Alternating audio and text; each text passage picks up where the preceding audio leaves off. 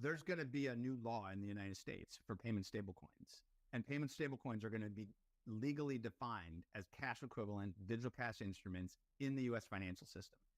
And when that happens, that's a great thing, and it will create a consistent, clear way for a very vibrant, competitive market to emerge. Not a dividend. It's a tale of two clans. Now, your losses are on someone else's balance sheet. Broader, what I'll call debanking crisis for the entire crypto industry. And so that a huge starting point was basically the collapse of FTX, and essentially the fears that existed that Silvergate Bank had some kind of like huge exposure to FTX. And that actually caused the first set of runs on Silvergate. And it caused a lot of companies to say, wow, well, we really feel exposed to just this hyper concentration risk with a bank like Silvergate. And so you started to see people try and, have more. And we had already launched like redundancy. You had Silvergate, you had Signature. These were like popular US banks for providing kind of interoperability. At the same time, right, we've been adding redundancies. At the same time, also, we're basically trying to up-level the reserve infrastructure. So we made a huge partnership last year with BlackRock. And as part of that partnership, we created something with them called the Circle Reserve Fund. And basically, that is, it's operational today. It's been operational since basically late last year, but it was kind of fully operational coming into Q1, which is basically that there's an SEC registered and supervised fund that holds, historically it was holding about 80% of the reserves of USDC. Right now it's about 95% of USDC. And so it's registered and supervised with an independent board, an independent audit, and it has protections that come from being an SEC supervised vehicle. Does that fund only hold the treasuries, or does it also hold some of the cash? So I'll walk you through kind of where it is today, but effectively, initially, it was basically all holding treasuries. So that was sort of, we had 20% in cash, 80% in treasuries. But the power of it is that basically not only is this sort of registered structure, it has daily transparency. And so unlike any other dollar stable, at least in the world, you can go to the USDXX ticker to search in your search engine, and you can actually see down to every single instrument exactly what is there, exactly the duration, exactly any kind of counterparties that are embedded in that. And you can just see that. So very, very high level of transparency. And the fund itself and the underlying security instruments are custodied with basically the safest custodian in the world, a globally systemically important bank that custodies over 25 trillion assets. So really, really strong market infrastructure that's there. So we had been moving to that. The area that always had the most risk, though, was exposure to the traditional banking system. And, it's not like a company like Circle or pick any of your portfolio companies can like call, JP Morgan Chase and say, will you, hold cash reserve accounts for me? My business is this, open blockchain crypto thing. And that doesn't really happen. And so, sort of the up leveling of banks that hold assets has been something we've been constantly pursuing. And so for us on the cash side, we largely had, because of the industry we're in, the cash piece, we either held limited amounts in what we call these transaction banks, which are basically dealing with settlement, the in and out every day of things. And then another limited amount spread across what were mostly like mid-sized regional banks that would hold, these reserves, right? So in some ways we were constrained by the capacity of the banking sector to do business with companies like us and the like, and we're like at the top of the list in terms of like compliance and rigor and all this sort of stuff. And so we have that high threshold. Now, if you walk into early 2023, you had a couple other things happen. So in January, the federal regulators, banking regulators, basically came out with new guidance that essentially said, banks, you're basically forbidden from doing anything that directly touches blockchains. And it was like a huge spook. And then all of a sudden, a lot of banking institutions started to, kind of throw up, more challenges, right? And so then another set of things started to happen, which is basically there was, wave after wave of SEC enforcement actions that started getting launched starting in January. and then in February, and then the very beginning of March. And there were big scares around a lot of things, but you started to see all this happen. And then you effectively all at once in 1 week period, you had basically 3 bank failures. And these are 3 banks that, 2 of which were like the pipes that were like transaction settlement for USDC, insurance subrogate. And one of them, which was a mid-sized bank, which was Silicon Valley Bank. Now, I think for us, it's a fascinating story, which is that there was a set of news that came out, which everyone probably remembers well, which is like that SVB had failed to raise capital with Goldman Sachs. And so people started to get very concerned. We had actually just previous to that, like literally like a week or 2 before that, had actually successfully onboarded the ability to hold cash with a giant GSIB for USDC, but limited to like a couple $1 billion. Like it was sort of like, okay, the appetite's this, but like that's a big deal. So Wednesday comes, and then basically by Thursday morning, there's like a credit rating issue.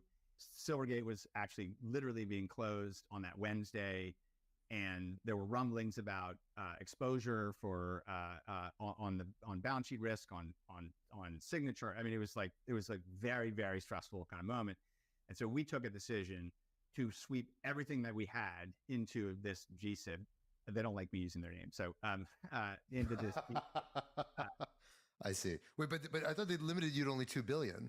By that Thursday, there was a full-on U.S. banking crisis going on, and basically all the regional banks were getting drawn down. And so the GSIBs were basically getting huge amounts of deposits coming, and people basically saying, I want to move X, X, X, X, X. And if you go back and you look over the course of that end of week and into early the following week, there was like this giant exodus of regional bank capital into GSIBs. And that was sort of... by the way, just for those who are not familiar, GSIB stands for Globally Systemically Important Bank. So they're basically the biggest banks in the world. Too big to fail. Right. So there was this sort of rotation. And so effectively, like, it was like, okay, hey guys, there's a banking crisis. We need to move $9 billion, kind of thing. So we basically undertook all the instructions to do that. And we were effective in that, with the exception of one wire, or roughly one wire, so to speak, that didn't land on Thursday. And that was Silicon Valley Bank. And so, the context is we're dealing with constraints of being a company in this industry. We're dealing with multiple transactional infrastructure failures, and we're dealing with a regional banking crisis and all of this. And I think the really unfortunate thing is that because essentially, Signature Bank was being seized, our ability to kind of maintain 24/7 minting redemption was closed on that weekend. It had never been closed before. I mean, basically. And it was closed on that weekend. You couldn't do it through Coinbase. You couldn't do it through Circle. And so the combination of that and then concern about, like, are these reserves going to be, moved, et cetera, like caused panic selling, which a lot of people profited from, obviously. But then the interesting thing is that because of the work that we had been doing to up-level our infrastructure, we literally were able to open on Monday with new transactional banking infrastructure, with new banks, and with actually the reserve infrastructure, actually the strongest it had ever been, like with the best reserve infrastructure, with the most transparency. And that's Jeremy, just to paint the picture, like this whole weekend. So everybody, I think, here remembers that weekend as being one of the most harrowing weekends in not just crypto, but in finance, period. Where were you? Were you like at home? Or did you sleep at all that weekend? Like, paint us the picture of you personally. Where were you and what was that like? Yeah. So I was actually in Dubai. You were in Dubai? Okay. I was in Dubai. And actually, I was actually going to be spending the weekend with my son, who was on break. And then I was going on to Europe for work. And so it was like this really great thing. And he had flown in. And I remember he came in and I was like, there's this thing and I don't know what's going to happen. And so the weekend was kind of shot. And it was really difficult because I was 9 hours ahead of the East Coast and 12 hours ahead of the West Coast.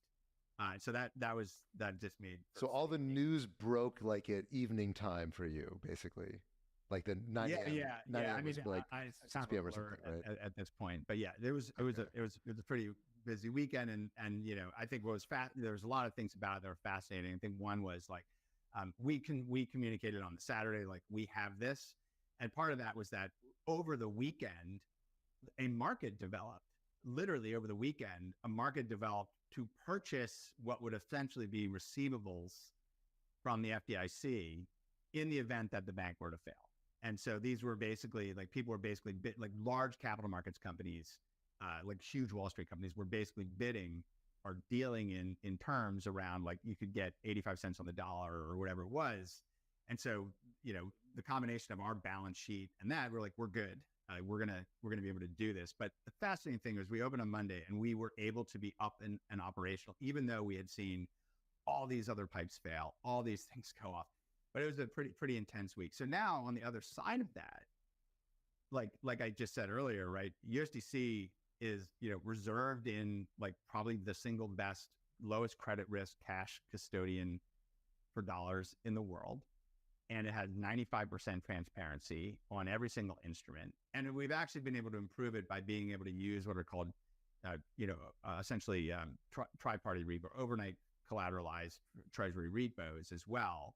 And you can see, if you go into USDXX, exactly what it is. And those counterparties are also all GSIBs. So, like, the strength is actually, we're stronger now than we were. We have greater transparency than we were. And actually, the fascinating thing is that we now are pretty dramatically expanding the banking infrastructure globally that sits behind USDC, bringing online more banks in more markets. The idea basically is we're building this global liquidity network. And what that means is that if you bank in Singapore, or you bank in Hong Kong, or you bank in Brazil, or you bank wherever, that you, within the domestic banking system, will be able to directly create and redeem USDC locally, facing Circle. And so that relates to another thing that happened. And I think all of you probably can relate to this, which is essentially over the course of that week, 5,000 plus companies were just debanked. I mean, effectively. So they were literally debanked. And so there's this giant debanking. And when you look at that all combined, you had this debanking, you had wave after wave after wave of enforcement action and other things. And it created an environment where basically the narrative was, get the hell out of the US, get your money out of the US, the US financial system's fucked, any exposure here, like anything that has anything to do with the US is like, you're screwed. And so that kind of created what I like to call a flight from safety. It was literally a flight from safety. Like what would typically be thought of as like, you're compliant, you're embedded in some of the biggest market infrastructure companies in the US. You have like this good sound footing. You've got the best auditors. You've got all of this fiduciary stuff wrapped around you. Like what would typically be considered like, oh, that's safe, was somehow all of a sudden perceived as like completely exposed to total risk. And you're now going to go to something where you don't even know where the banks are. You don't even know if there are banks, and there's no supervision at all, and there's no proper audits at all, and you're like, that feels safer now. Are you referring to Tether? I mean, there's lots of offshore stables, but there's some. Lots of them. So many. Well, I think if you made a movie or a podcast on this, you clearly have to call it Escape from Safety or whatever. Flight from Safety. Flight from Safety. Flight from Safety. That is a great name for a documentary. Yeah, I mean, it's fascinating, right? It's fascinating. But I think where we are today is, and not just like Circle and stuff, but like that has moderated, right? I think that has moderated. Like people have actually seen, no, actually there's more and more banking infrastructure. It is maybe there's a level of risk management around that's different now. And so it is probably more challenging for some companies and probably fine for others. And the progression here, and this gets into a little bit of regulatory stuff, is the other big story of 2023 is that basically everywhere in the world, there are now laws around stablecoins that are coming on the books. So there's like clear stablecoin laws in Japan, emerging Singapore, about to come in Hong Kong, in UAE, in the entire EU, about to be issued in the UK. And there's like a bill that's actually moved into the House of Congress, in the House of Representatives in the US. And so like the question of like, are stable coins here to stay? Are they going to be treated as like a part of the global financial system, that has been answered. And so I think in some ways, right, that clarity has been really, really helpful.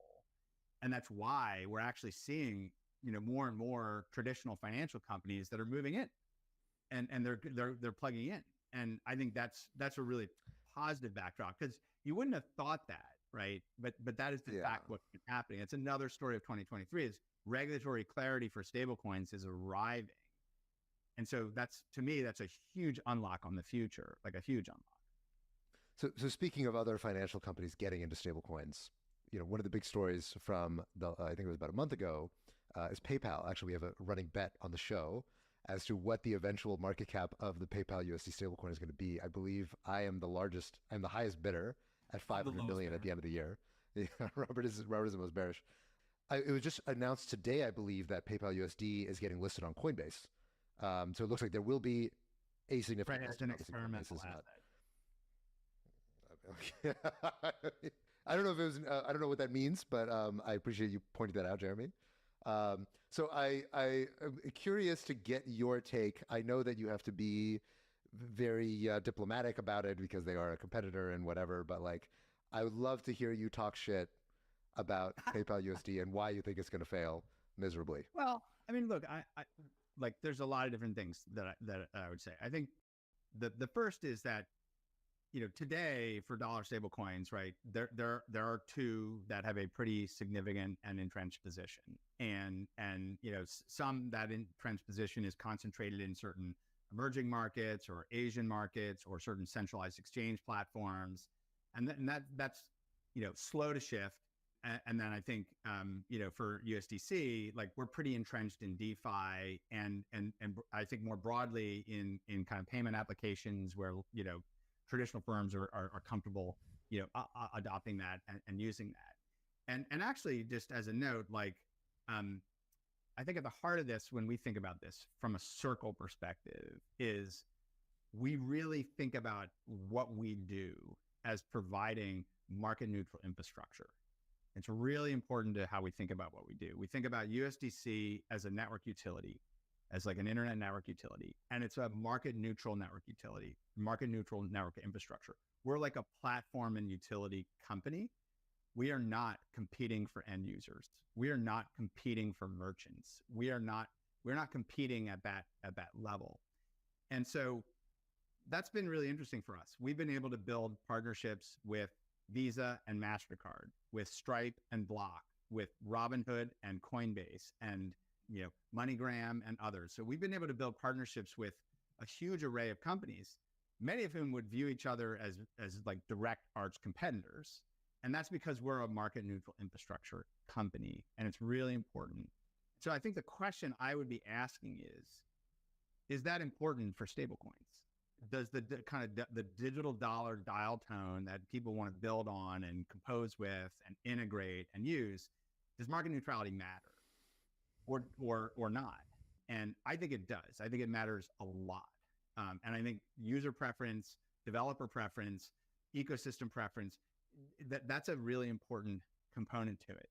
And so while it is true that PayPal as a company has a lot of users of different products and services that they offer, they're in the business of competing for eyeballs, and they're in the business of competing for kind of payment processing.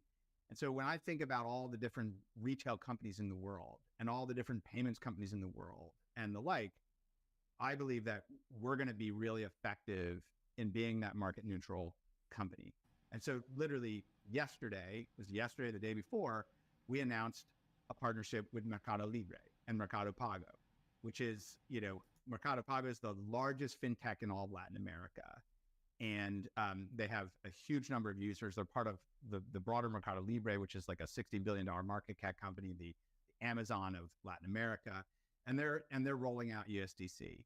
And they just started in one market, and obviously we'll see that expand.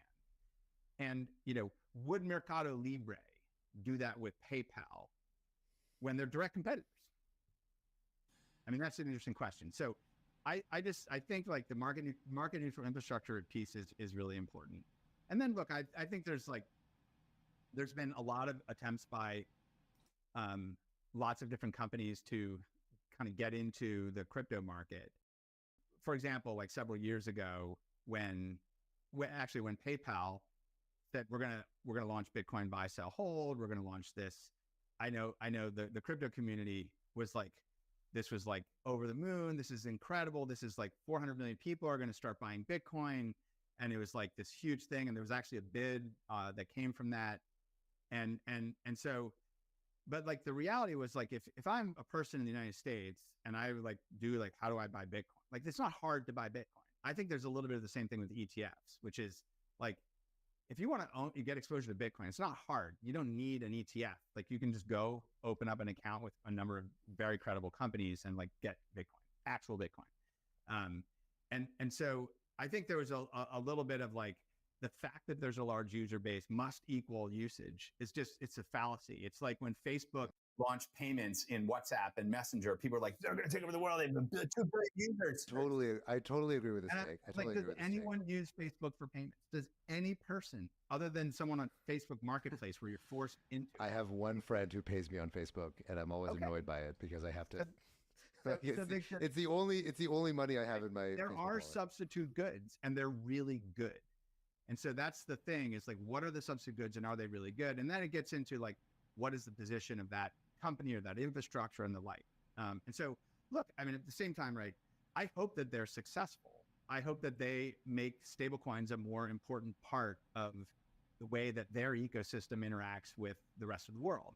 Because our vision is that stablecoins become the interoperability layer for the entire financial system and every payment wallet and everything in the world. And we want interoperability and we want everything happening on chain, and we want to see that. Like, that's good. We want to see that. I'm sure that, like, you know, a lot of people were excited when their AOL account could send email on the internet, but did everyone become an AOL user?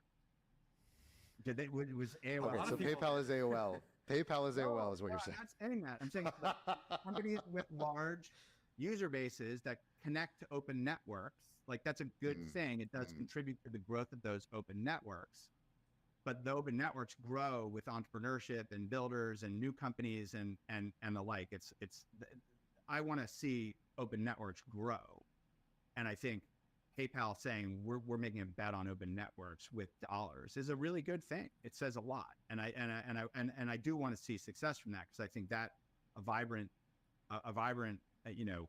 competitive market is a very positive thing.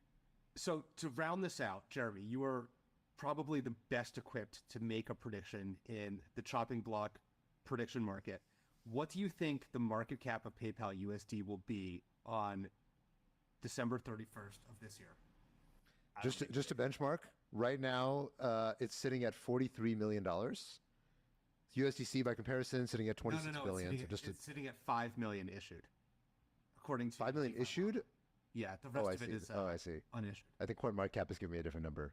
Okay, yeah, CoinMarketCap 5 million issued. Okay, got it. I don't make predictions like that. Come on. I don't from your that, man. Hypothetically, if you were to make a prediction, that's a bizarro world. Jeremy makes a prediction, not you, somebody else. So you can imagine making a bet. We're not betting. We're not betting people. We don't do that. Come on. No, not going to do that. Nothing. Okay, refuses. All right, fine. What I am hearing from you, Jeremy, is bring it on. Is that a good encapsulation of what you just said? Like, so I'll say a couple things. Yes, but what I'll also say is that, like, there's going to be a new law in the United States for payment stablecoins, and payment stablecoins are going to be legally defined as cash equivalent digital cash instruments in the U.S. financial system. And when that happens, that's a great thing, and it will create a consistent, clear way for a very vibrant competitive market to emerge. And I expect many big companies to be in that market. And like, that is what we want to see. You want to see like open competitive markets. And in fact, we make the argument to Congress all the time, which is that how do you compete in the digital currency space race? Do you try to out China by like doing a nationalized government run infrastructure, or do you create open roads, open rules, open markets, and allow the market and open technology innovation to be the basis for how you compete? And that's clearly the answer for the United States. It historically has been the answer for the United States. It will be the answer for the United States, and there'll be a lot more competition. But I'm very, very comfortable competing in that market. I feel very, very good about what we're building and how we're building and the opportunity. And the total addressable market for electronic dollars today is 25 trillion. It's a big total addressable market of electronic dollars that exist in the world. And, if in 10 years, there's 5 trillion that are in these, fully reserved dollar stable coins, digital dollars, et cetera, that's a huge space to grow into as well. Yeah. So, okay. I want to shift topics a little bit and let's talk a little bit more abstractly, less about kind of the nuts and bolts of Circle and USDC and so on. But I want to talk a little about the kind of philosophical contrast between central bank digital currencies and stablecoins.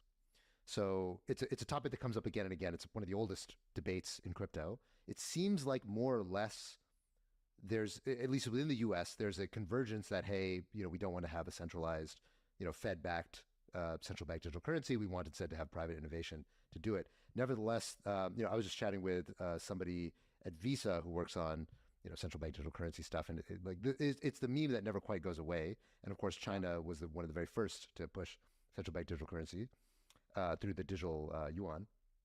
Tarun, I want to get your take. The only thing I find CBDCs to be one of the most utterly boring concepts that exists within this industry. Like, you have all this stuff where you have to think about like a lot more math, and instead CBDCs are just like, how does McKinsey increase its revenue this year?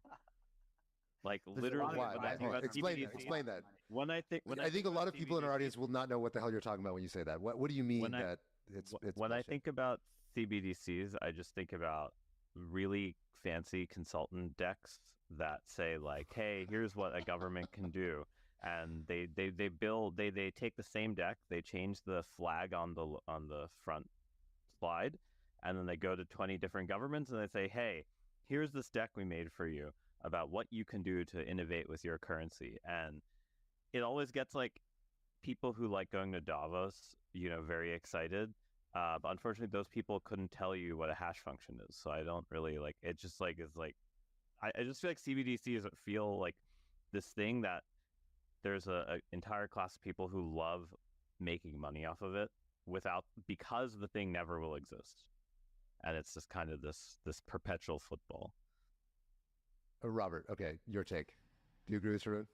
I mean, I see where Tarun is coming from in that it's an idea that can be shopped to pretty much any nation with a currency, right? Totally.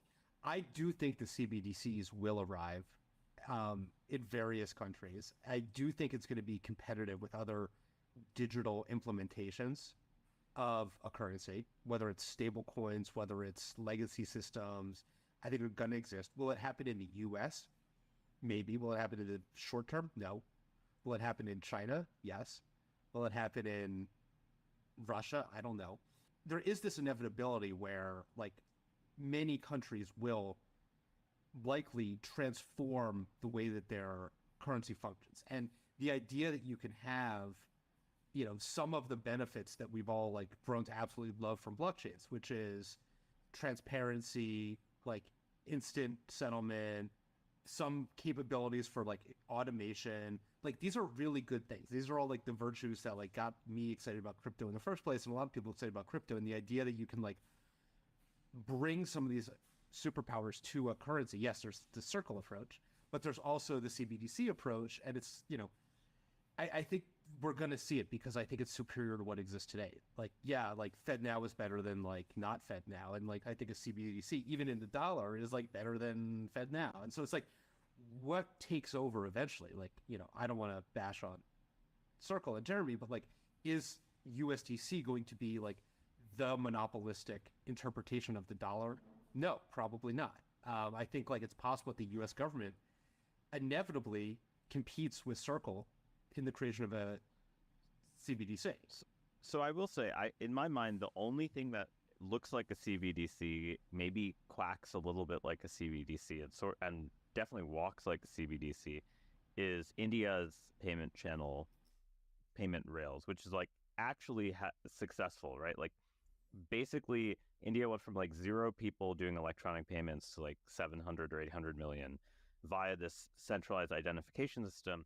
But they made applications that use it have this ability to write sort of like open source, almost like smart contracts, actually, if you read the docs, things that can be built on top of that. So like I can make a little fintech that is able to give you a loan based on some of your prior data, which is like public in this, I wouldn't call it a blockchain, but it like kind of bears a lot of resemblance to a blockchain thing.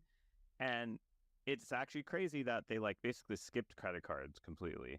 They skipped sort of conventional digital payments, and they like went even past WeChat, because in the WeChat super app model of the world, where you have payments done through a messenger or chat app, you kind of have this monopoly that that sort of owns effectively the app store of like, hey, if you're going to build something that uses this type of payment, you have to go through our app, right? Like we've captured this, we take some tax against you.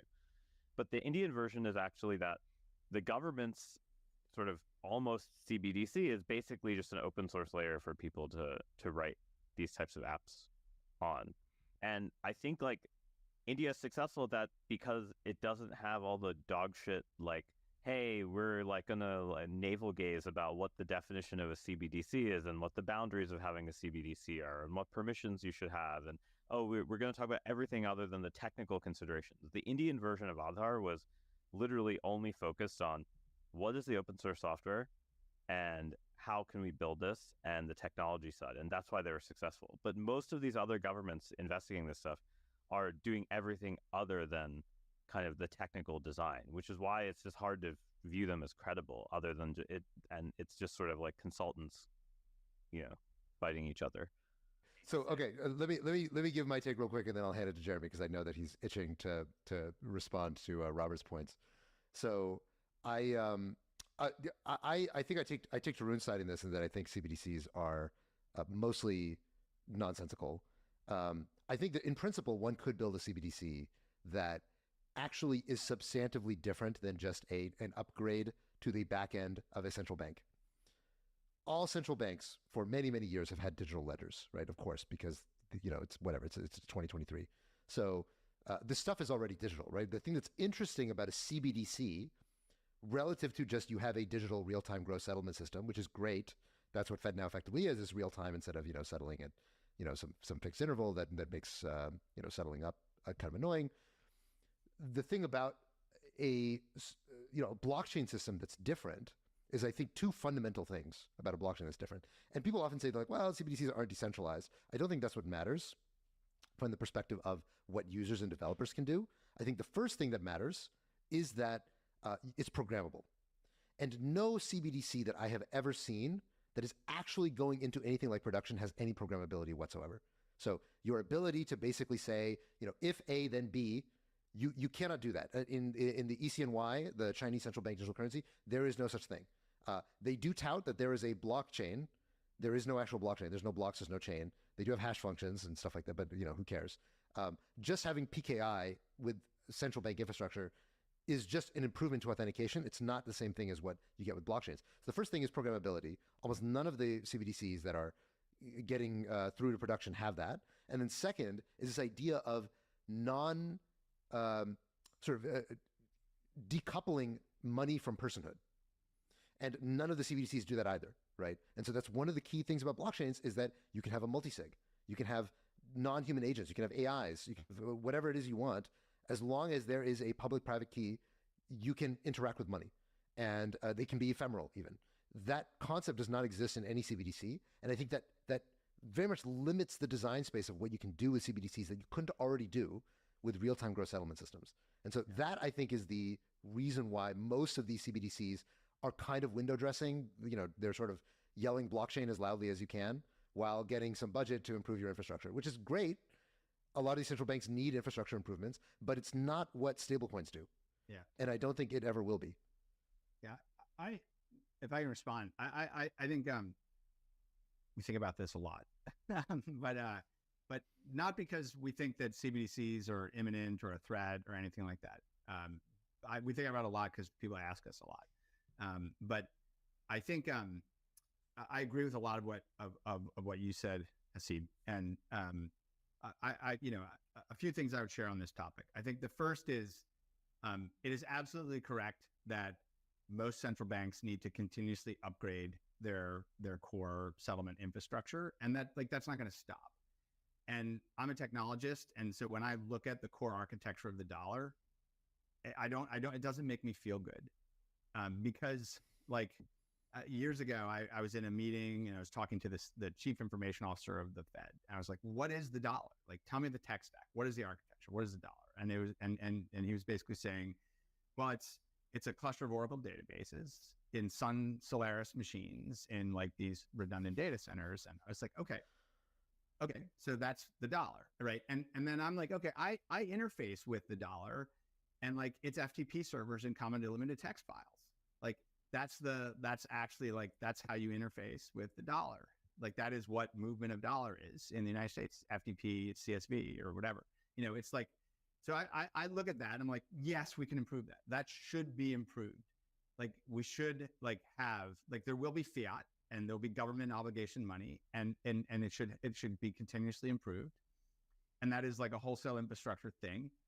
And there will be some countries, a la India, where they have a tip of the sort of mountaintop, which is sort of retail exposed, which is there. I think that is innovation, and I think that's real.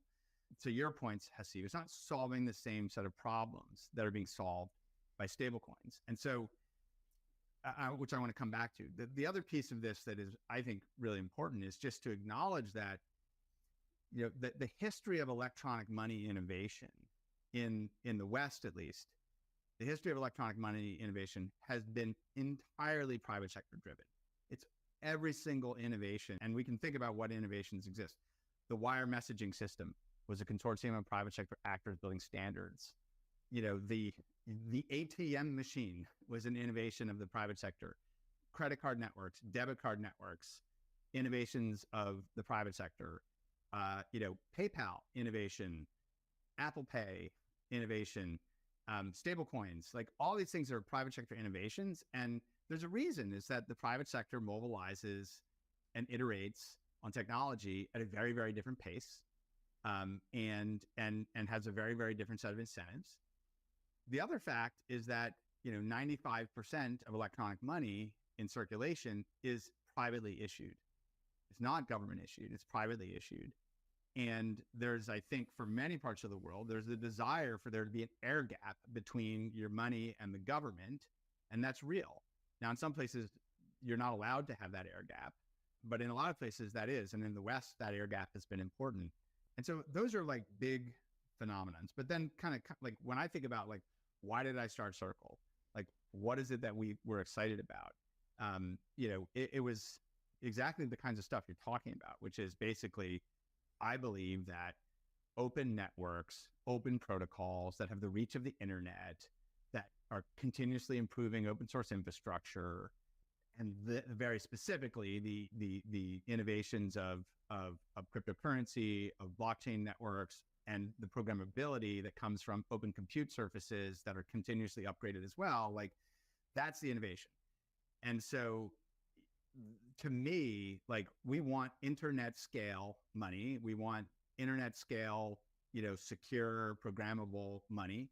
And we want to be in the continuous feedback loop of improvement that comes from like open source technology. And that is not going to be built by governments. It just isn't.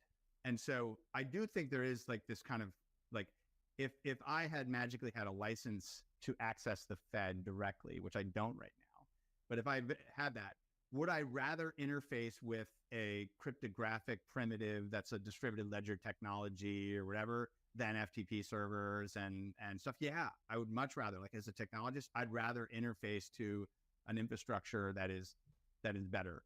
And so I do think I would love to support Fed now, and you'll probably see us do that. You'll probably see like, yeah, you want to create and redeem USDC through Fed now, go for it. But you're moving into the digital currency.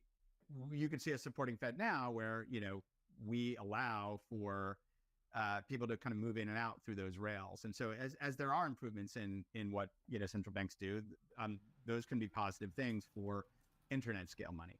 Got it.